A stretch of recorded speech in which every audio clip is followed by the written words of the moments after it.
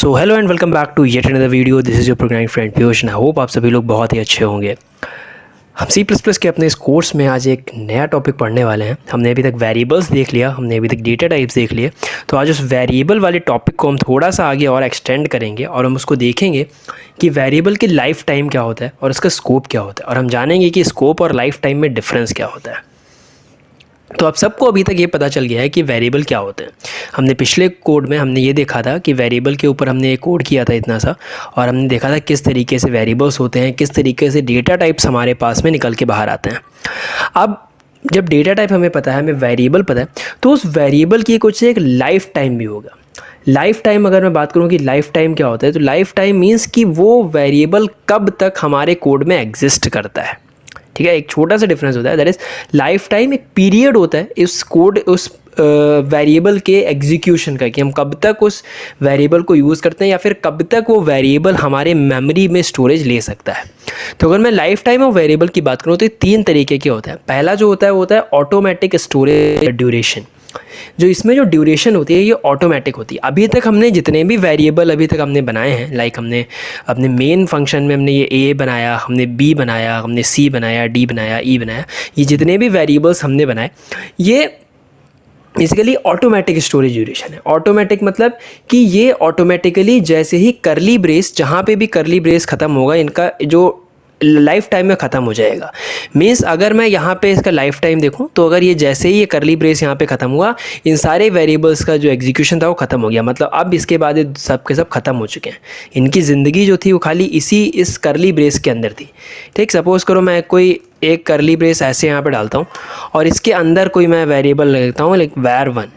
अब इस वेरिएबल 1 की जो ज़िंदगी है वो सिर्फ इन दो करली ब्रेस यानी लाइन नंबर 79 और लाइन नंबर 81 वाले जो करली ब्रेस के अंदर है। जैसे ही ये करली ब्रेस ख़त्म होगा, आपकी इसकी वेरिएबल 1 की जो लाइफ टाइम है, यानी इसके बाद ये ख़त्म है, आप इसके बाद इसको नहीं देख सकते।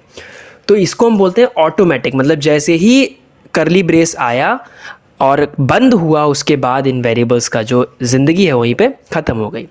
दूसरा जो आता है that is static storage duration. अब कीवर्ड होता है एक सी प्लस प्लस में, अगर हम किसी वेरिएबल के आगे, किसी डेटा टाइप के आगे हम स्टैटिक वर्ड लगा दें, लाइक स्टैटिक इंट ए, स्टैटिक इंट नेम, स्टैटिक कैर नेम, तो वो कैसे हो जाते हैं? स्टैटिक हो जाते हैं। अब स्टैटिक वेरिएबल जो एग्जिस्ट करते हैं वो तब तक एग्जिस्ट करेंगे जब तक कि आपका कोड एग्जिस्ट करेगा। इसमें करली ब्रेस, इसमें किसी का भी कोई रोल नहीं है। They exist from the point at which they are defined and contain even the existence। मतलब अब जब जिस पॉइंट पे आपने उस वेरिएबल को डिफाइन किया है, स्टैटिक वेरिएबल को, उस पॉइंट से लगा करके और जब तक कोड ख़त्म नहीं हो जाता, जब तक हम एंड नहीं कर सकते इस मेन फंक्शन का, तब तक वो वेरिएबल आप एक्सेस कर सकते हो। उस वेरिएबल की ज़िंदगी आपकी जो है तब तक रहेगी। ठीक है, ये चीज़ है। तीसरा जो आता है that is dynamic storage duration. हम स्टैटिक की भी बात करेंगे, हम डायनामिक की भी बात करेंगे आने वाले। अभी आप इसके लिए तैयार नहीं है कि डायनामिक हम बात करें। तो जो डायनामिक स्टोरेज होता है, इसमें क्या होता है, जब आप इस वेरिएबल को क्रिएट करते हो, जब आप इस वेरिएबल को डिफाइन करते हो, वहाँ से लगा के ये तब तक आपकी मेमोरी में जगह लेता रहता है जब तक आप इसकी मेमोरी अपने आप से डिस्ट्रॉय नहीं करोगे। Since it is a dynamic storage, तो डायनामिक मतलब आप ही इसको मेमोरी देते हो जब आप डिफाइन करते हो, और आपको इससे मेमोरी लेनी है। अगर आपने मेमोरी इससे नहीं ली तो चाहे आपका कोड रन करना बंद भी क्यों ना हो जाए, ये तब भी उस जगह को आपका वहाँ पे बचा के रखेगा। तो एक छोटा सा डिफरेंस इन तीनों में है। ऑटोमेटिक स्टोरेज का मतलब आप जो नॉर्मल वेरिएबल जब भी आप डिफाइन करोगे बिना किसी कीवर्ड कुछ भी के, तो वो ऑटोमेटिक स्टोरेज होगा और उसमें जैसे ही करली ब्रेस आ जाएगा और उस वेरिएबल की ज़िंदगी जो है वो ख़त्म हो जाएगी। स्टैटिक का मतलब क्या है कि आप अगर किसी वेरिएबल के आगे, उसके डेटा टाइप के आगे अगर आप स्टैटिक कीवर्ड लगा देते हो तो उस वक्त पे क्या होगा, वो स्टैटिक वेरिएबल बन जाएगा और जहाँ पे आपने उसको डिफाइन किया है उस जगह से लगाकर जब तक कोड आपका एंड नहीं होता उस जगह तक उसकी लाइफ टाइम, उसकी ज़िंदगी रहेगी। जो डायनेमिक स्टोरेज टाइप है, तीसरा जो टाइप आता है dynamic storage type, dynamic storage duration, उसमें क्या होता है, आपको ही उसको मेमोरी देनी है, आपको ही उसको ज़िंदगी प्रदान करनी है और आपको ही उससे उसकी ज़िंदगी छीन लेनी है। वो अपने आप नहीं मरेगा, अमर है जब तक आप उसको नहीं मारोगे। ठीक है, तो इतना बेसिक सा डिफरेंस है हमारे लाइफ टाइम के बारे में।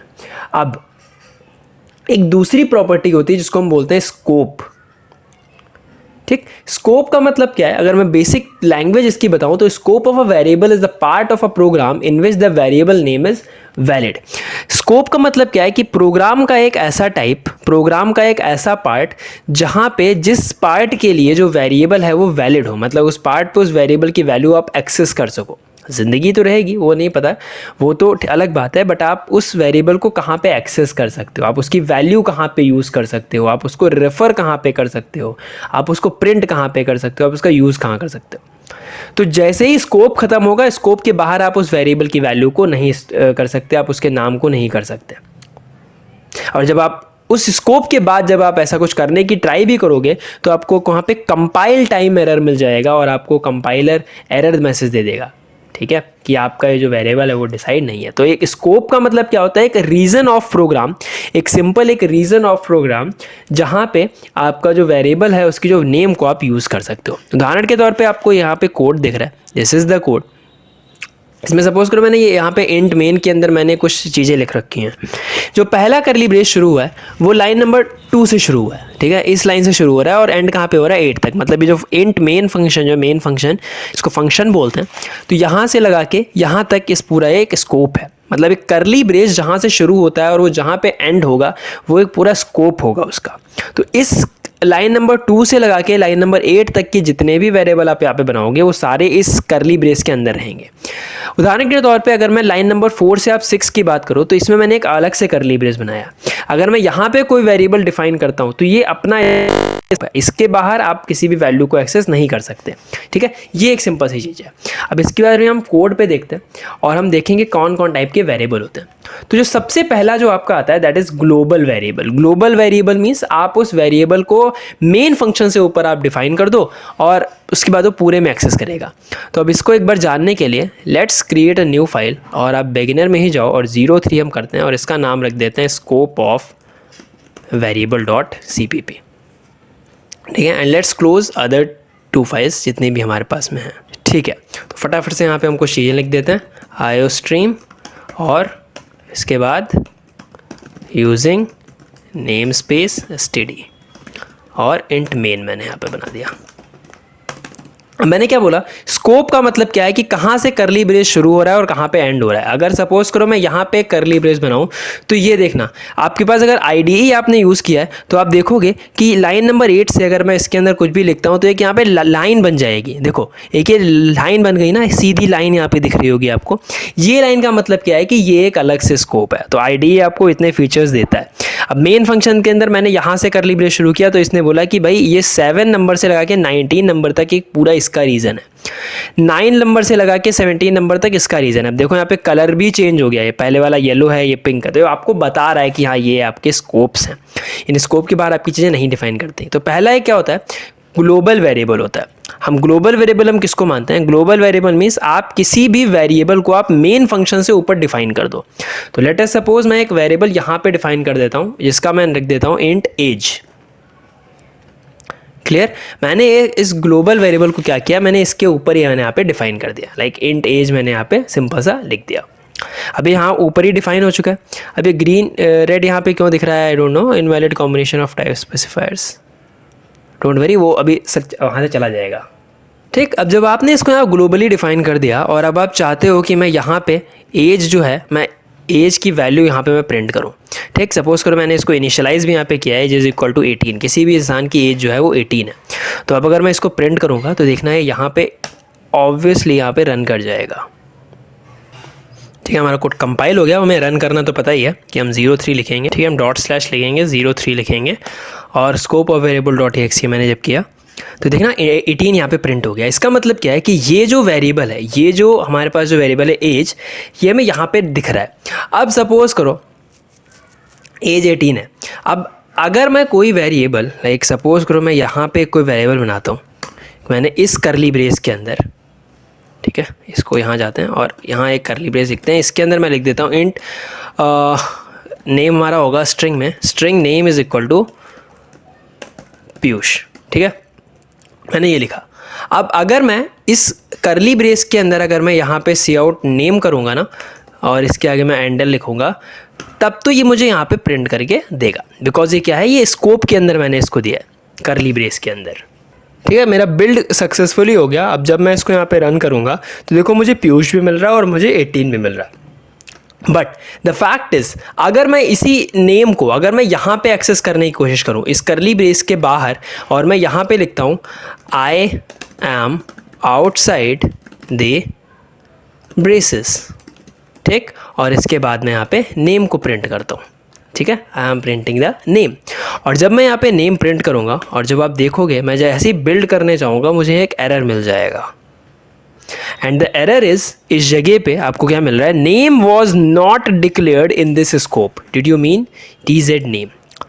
ठीक, इसने क्या बोला कि आपको यहाँ पे नेम जो है वो डिफाइन नहीं है। क्यों? क्योंकि हमने जो नेम डिफाइन किया है वो हमने इस ब्रेस के अंदर डिफाइन किया है, हमने नेम को यहाँ पे डिक्लेयर किया है, इसलिए इसका जो स्कोप है ये सिर्फ इसके अंदर है।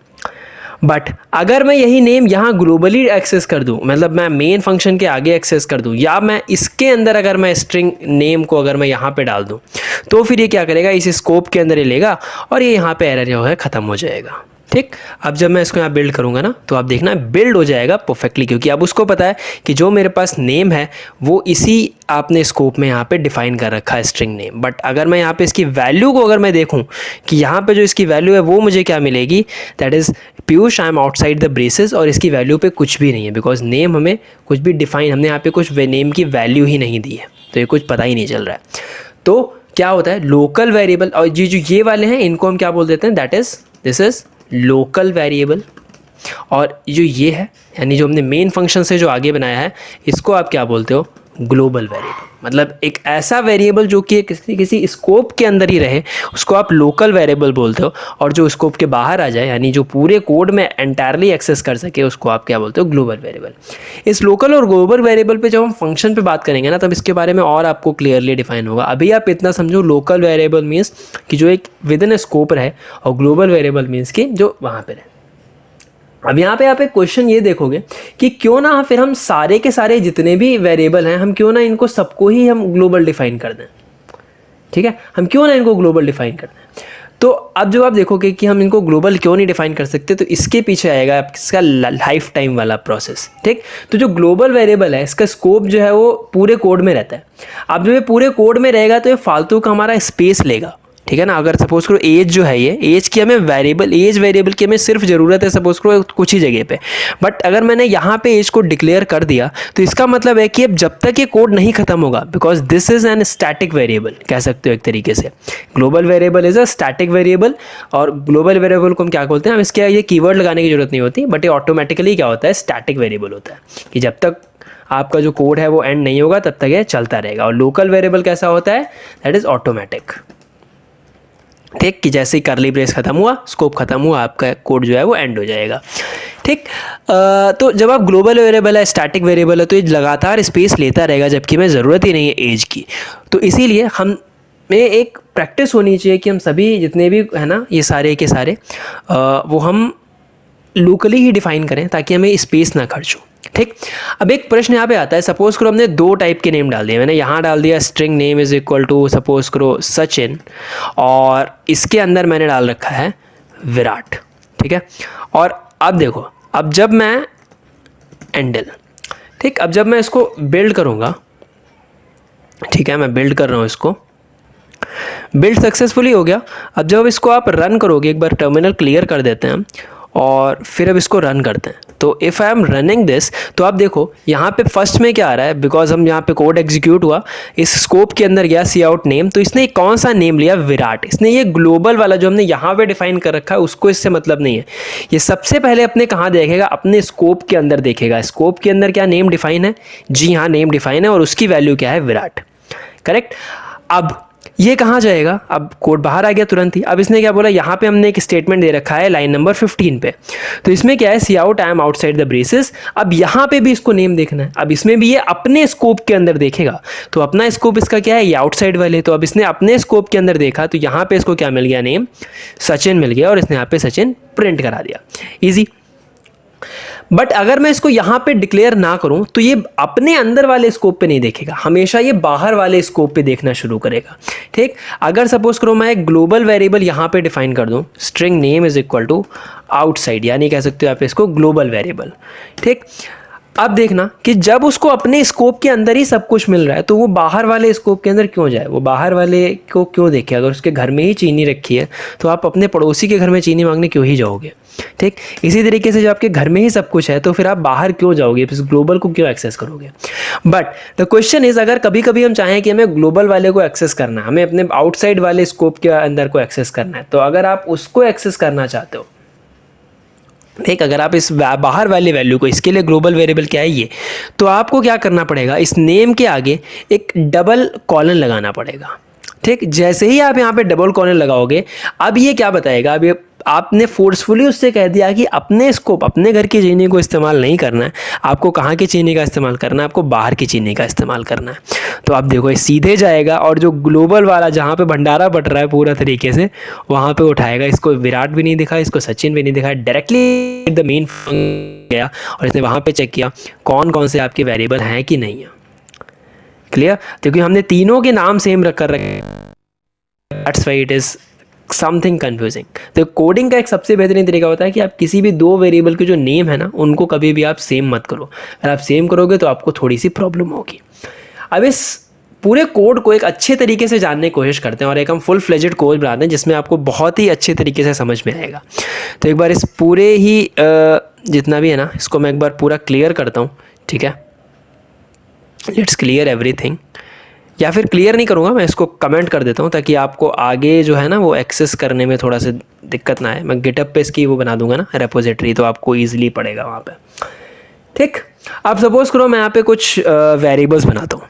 ठीक है, मैंने क्या किया, मैं सबसे पहले लिख रहा हूँ इंट काउंट 1, और अब हम ब्रीस इनिशियलाइजेशन यूज़ कर रहे हैं, और काउंट 1 में मैंने क्या लिख दिया 10। इंट काउंट 2, और इसके अंदर भी मैंने क्या लिख दिया, सपोज करो 40।